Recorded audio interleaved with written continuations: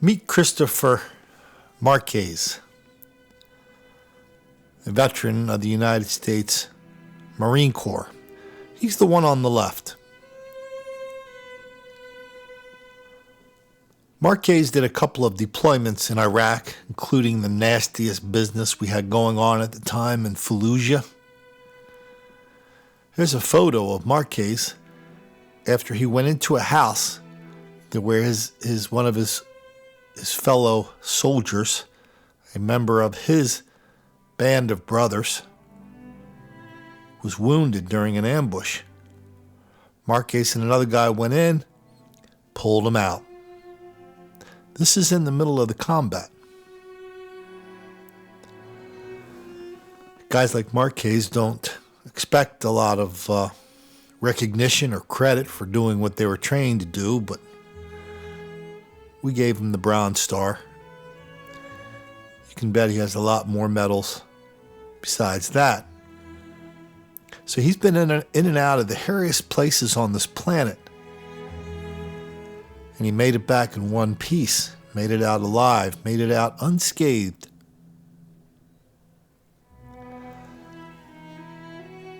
He wasn't as fortunate when he went into McDonald's in Washington, D.C. just a couple days ago.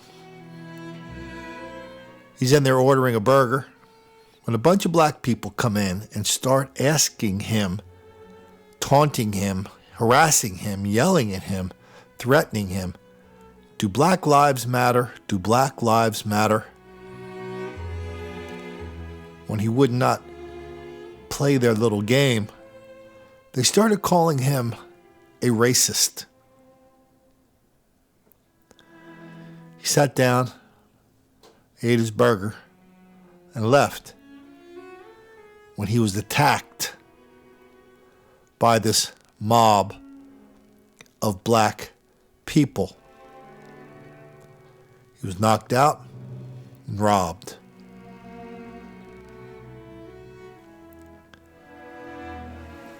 The Daily Caller was the only one that really did a story on this. The Daily Caller out of Washington, D.C.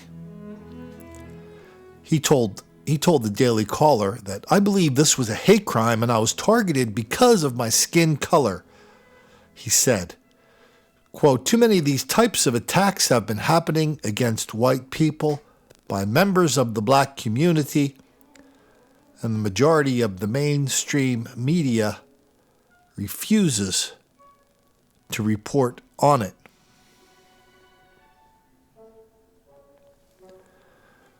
Well observed, Sergeant Marquez.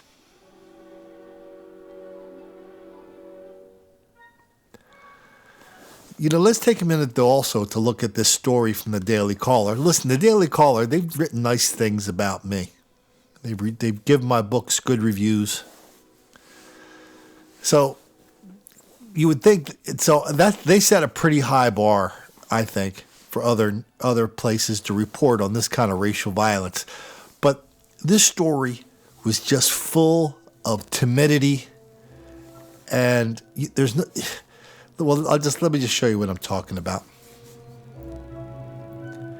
The first paragraph, of the story, it mentions the word allegedly, an alleged attack. Okay, whatever. But then they mentioned the word allegedly in the second paragraph and the third paragraph. Then Marquez talked about how he went to the hospital be treated for eye wounds to his injuries to his head and to his eyes. The Daily Caller asked to see the hospital bills to verify it. Then they talked to the people in the police department about the attack, and again they referred to it as an alleged attack, even though by this point the people at McDonald's actually showed Marquez, and I think the Daily Caller Foundation, or at least the guy from McDonald's, talked about what was on.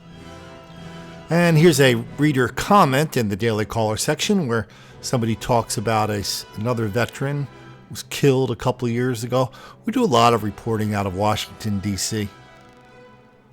And in the last 6 months, last year, there's been a lot of There's been a lot of the white yuppie type, the white civil servant type, getting beaten, killed, whether it's on the metro, whether it's just a few steps outside of the doorway or the condo, the townhouse of the neighborhood they tell all their friends is oh so safe. So that's why reporting on Washington, D.C. is important, because really there's just so much violence, so many public officials and reporters who ignore, deny, condone, excuse, encourage, and even lie about it. Everybody back there is so heavily invested in not telling the truth about black criminality and black on white crime.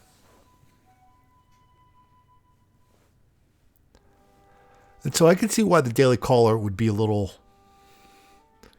cautious in reporting this. But really, if you're going to report this stuff, you really got to do two things. One, you have to report boldly. And two, you really have to connect the dots. Because this guy, this Marine vet, even as courageous as important as he is, him getting assaulted at McDonald's is not a story unless it's part of a bigger pattern. Hey, listen, I understand the first and only rule of journalism, which is if your mother says she loves you, check it out. I'm all down with that. But while you're doing the navel gazing thing, trying to be extra careful about this story, you're telegraphing the thing. You're telegraphing another message that you probably don't want to telegraph, which is, I'm afraid to write about this because there's so much of it going on. I don't want anybody beating me up for it. Well, you know what? Instead of questioning Sergeant Marquez about his story in McDonald's, maybe you should have been questioning him about his experiences in Fallujah, where we all could learn some bravery in just our everyday lives. A sculptor in Wyoming was so inspired by this photograph of Sergeant Marquez that he did a sculpture. These three guys coming out of that building under fire. The guy in the middle, the sergeant in the middle, carrying his gun in one hand and his K-bar knife in the other.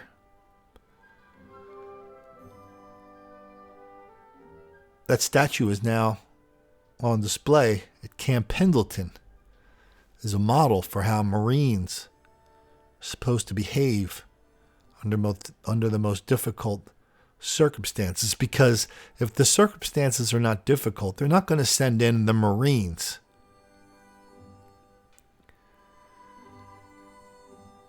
We're lucky to have men like this in this country. Yeah, we send him into McDonald's, and he has to be subject to this relentless racial violence, and worse, he has to be subject to this relentless denial that anything's going on in Washington, D.C. that's maybe a little bit on the weird side. You know, the guys that come out of the combat zones, Marlon Newburn is one of them. Our psychologists we rely on a lot here.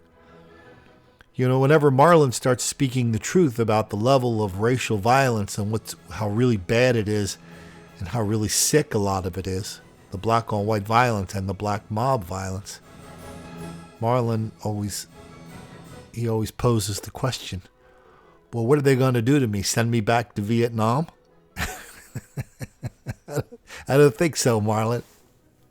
So Sergeant Marquez has the same kind of attitude, which is, hey, I'm going to tell the truth about this because I've been in a lot hairier situations like this, and telling the truth about racial violence is nothing compared to that.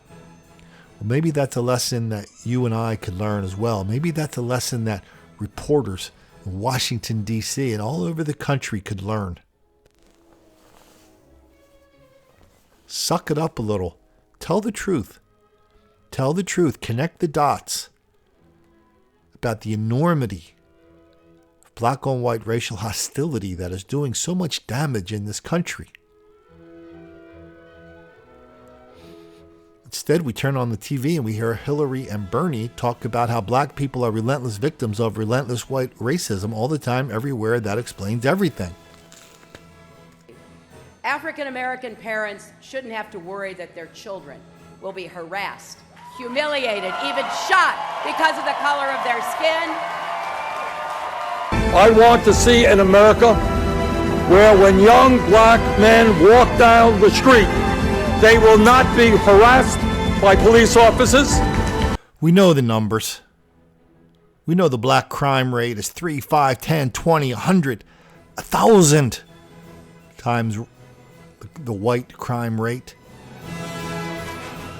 Multiply that number by 10, and that's the black versus Asian crime rate.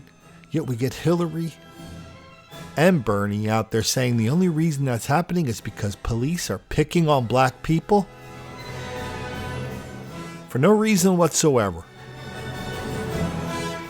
Well, I think Sergeant Marquez straightened them out on that.